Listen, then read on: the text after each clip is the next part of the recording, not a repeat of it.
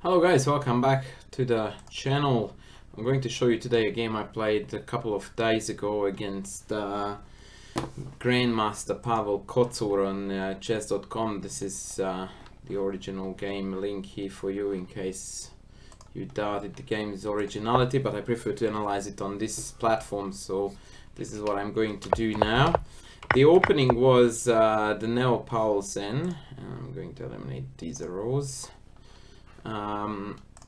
Which then transposed after me playing g3, which is something I occasionally do. It transposed into Scheveningen setup, which felt to me to be very familiar ground because I played this setup with both colors, so I had a fairly good idea of what to do. Now, the first thing that I would like to talk about whilst we're playing out these rather natural moves, a4 is almost always designed to stop b5, is to talk a little bit about knight b3, and probably I should dedicate the whole entire session of the amateur's mind to this knight b3 in the Sicilian defenses, because it happens way too often, and more often than not it also happens without a good reason. So the number one reason why we tend to play knight b3 in any Sicilian lines, actually they come down to two main reasons. One of them is that the knight is directly under attack by e5 or some other means such as queen b6, and we simply have to retreat. That's one. Number two is that in some lines the knight on c6 and the bishop on d7 is a little bit of an awkward setup, because like right now this bishop really would want to be on c6 to pressure down onto the e4 pawn and on the long diagonal in general, and because of the bishop is stuck on d7, the knight also doesn't have its natural rerouting way towards the queen side should g4 g5 hit, which is about to come. So in this case knight b3 basically says that, right, I have got some space advantage, I want to avoid swaps so that now the four minor pieces look a little bit awkward, and that is exactly why knight b3 is played here. As a side effect, now a5 is a very strong positional threat to blockade the pawns. Jeez. There are two ways to deal with this. One of them is b6, which then is followed by regrouping the bishop to b7 via c8 and the knight to d7. And the other one is the game continuation, knight a5, that basically keeps on chasing my knight with his, and also occasionally is planning on jumping onto c4. I play g4, the kingside attack is about to begin. The stock standard way to continue this attack is to play g5, knight anywhere, queen h5, rook up, and mate. That's basically white's dream. Bishop c6, more or less forced to again give way to the knight. G5, knight back, and in this position I played something rather irregular. Knight takes followed by queen d2 was a good way to continue the game, and potentially there were some other reasonable moves here too, but I got really excited about this very typical, very typical Sicilian attacking motif, which is nothing else but knight d5. When you are black, you are always on the lookout for this, because if it hurts a lot. Now this is a case where it doesn't hurt that much, but this is a cool motif. The idea behind it is that if I take, no matter where this bishop goes, I will retake it. I will have the two bishops and a significantly opened up position. He didn't want any of that, so he decided to change the business a little bit and took with the bishop, then chucked knight c4 into the equation, and then played e5. Now this in general would be very good for black if I had to go for this trade, because if I do, then the two knights have got beautiful squares on e5, one or the other, and the whole black position just makes quite a bit of sense. No weaknesses, well placed pieces, all good. However, the big downside of this operation from black's point of view is that I don't have to take, and I don't have to wait for them to take. I can push through, and now the center has been closed off again. His queenside initiative is basically amounting to nothing. Yes, there is a knight here that is currently hitting this, so my bishop can't move, but that's a tiny inconvenience compared to the fact that he doesn't have any other ways to build up the position on the queen side. In my kingside attack, based on these two far advanced pawns, is getting very annoying.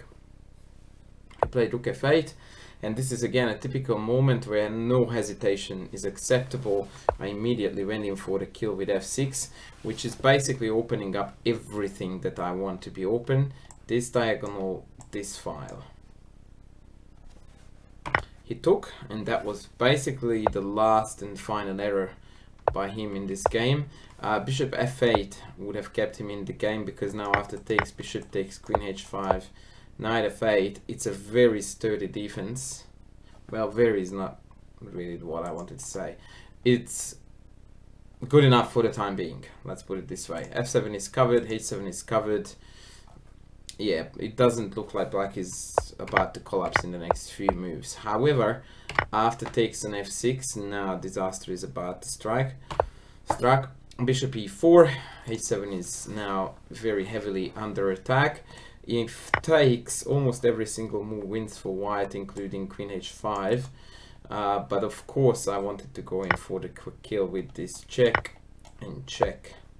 And then no matter where they go, it's gonna be mate. In a couple of moves. So for example, king here, rook here, mate. If the king goes back here, what's my fastest mate? Rook takes knight f8 is not made yet, so check here. Okay, check here, and rook f7, and now there are two mate threats, and that's going to be the end of him. Hardly surprising if you consider the fact that all of his pieces are a million miles away from the king. So he couldn't allow that, so he rather cleverly played f5. The idea behind this move is that whichever piece I choose to take, I will either have to block the diagonal or the file. And that's a minor success for black, because at least now there are fewer threats to defend.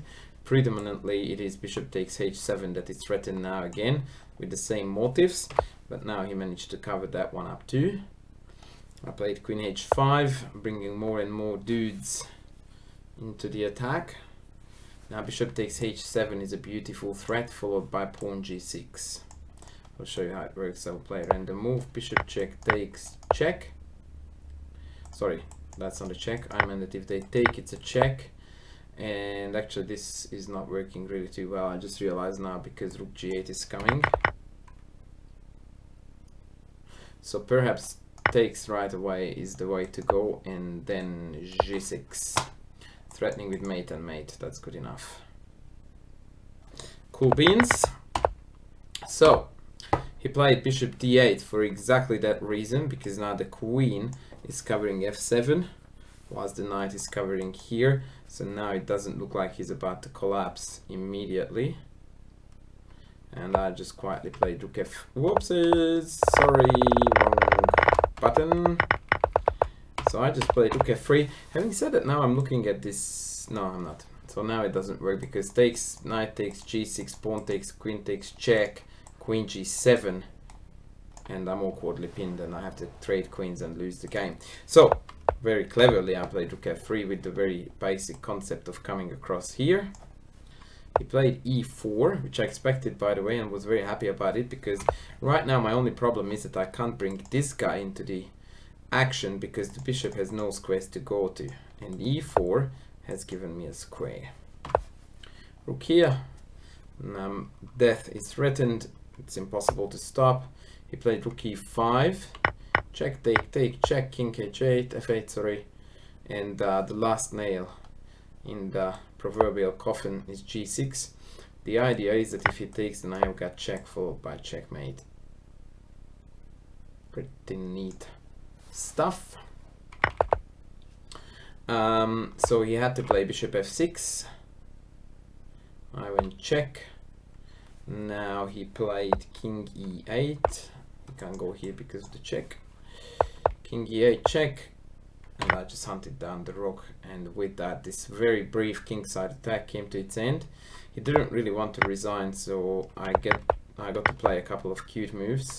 Pawn takes, queen b6 check, takes, rook f5, and then the deadly rook h7 that created a mate threat here by promoting to knight is actually the mate threat, for the record, because if I promote the queen, then he gets to block it. Not that it matters because it's mate next, but I want to show you that the most efficient way to finish it is actually a knight promotion. That's a mate in 1.